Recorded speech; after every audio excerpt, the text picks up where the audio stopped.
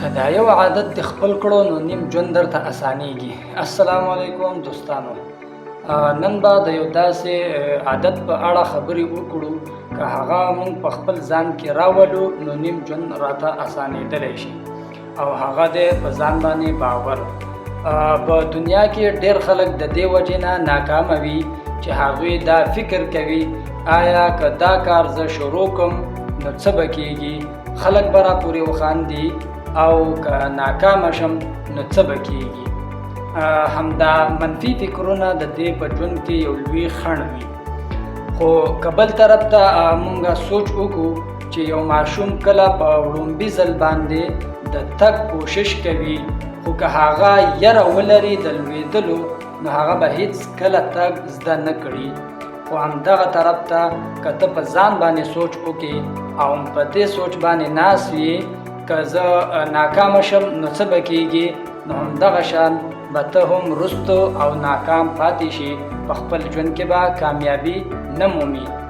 نو که کله دې هم د تګ لار اختیار کړه او کوشش دې وکړو او راپاڅېدلې او ناکام شوې، نو هغه به درته یو نوې زده کړه درکوي، یو نوې کوشش، یو نوې تجربه به حاصلې او بیا به راپاڅې او بیا به کوشش کې او مخکې به ځې. کامیاب خلک هم د ډېرو ناکامیو او د سختو د ستونزو نه تیر شوي وي، خو هغوی یو څیز نه پرېږدي او هغه دی په ځان باندې باور.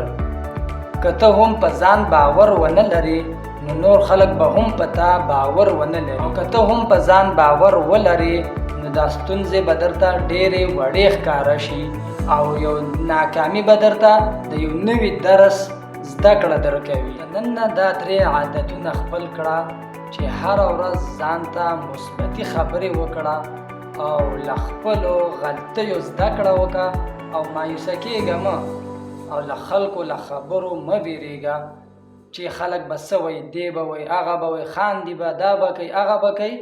خپل هدف ته قویتوب ورکړه، خپل هدف ته مضبوطیا ورکړه، خپل هدف ته کامیابي ترلاسه. نن نه د ځان سره وعده وکړئ چې زه به په خپل ځان باور لرم، زه به شروع کوم، کوشش به کوم او یوه ورځ به خامخا ځان کامیاب. نو دوستانو، که دا خبرې درته ګټورې وي نو دا ویډیو در سره لایک کړئ او له خپلو ملګرو سره یې شریکه کړئ، او له همداسې معلوماتي ویډیوګانو لپاره دا چینل در سره سبسکرایب کړئ. مننه.